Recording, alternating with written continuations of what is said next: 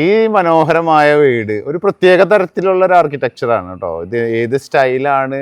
Traditional മോഡലാണോ അതോ European സ്ട്രക്ചറിന് ട്രഡീഷണൽ മോഡലിലോട്ട് കൊണ്ടുവന്നതാണോ ഐ ഡോണ്ട് നോ. അത് നമ്മൾക്ക് പറഞ്ഞു തരാൻ പോകുന്ന ഇദ്ദേഹമാണ്. പേര് മഹേഷ് അല്ലേ? മഹേഷ് എൻ്റെ അയൽവാസിയാണ്. പക്ഷെ ഞാൻ ഇദ്ദേഹത്തെ ആദ്യമായിട്ട് കാണുന്നതാണ്. കാരണം ഇദ്ദേഹം ലോകം മുഴുവൻ ചുറ്റുന്ന മർച്ചന്റ് നേവിയിലാണ്. ഏത് കമ്പനിയാണ് നിങ്ങളുടേത്? ഞാനിപ്പോൾ Atlantic off shore, Norwegian company. എങ്ങനെ എത്തിപ്പെട്ടു അങ്ങോട്ട്? ഞാൻ എഞ്ചിനീയർ കഴിഞ്ഞാണ്, ഡിപ്ലോമ ഇലക്ട്രിക്കൽ കഴിഞ്ഞു, അതായത് ബിടെക് ചെയ്തു.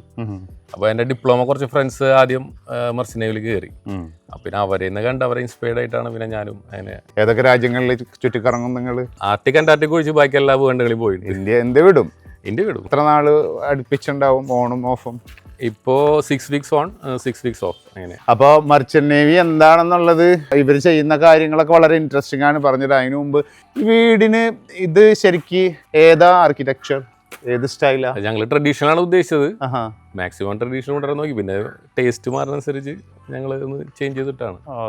ഈ ക്ലാഡിങ്സ് ആദ്യം ഞങ്ങള് കല്ലിന്റെ തന്നെ ക്ലാഡിങ്സ് ആണ് ഉദ്ദേശിച്ചത്, മറ്റേ ചെങ്കല്ലിന്റെ തന്നെ. പിന്നെ അത് അതിൽ നിന്നൊരു ചേഞ്ചിനാൻ വേണ്ടിയിട്ട് ഇത് എന്തിൻ്റെതാ ക്ലാഡിങ്?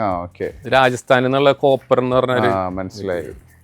ഇതിന് നല്ല എമൗണ്ട് ഉള്ള സാധനമാണ്.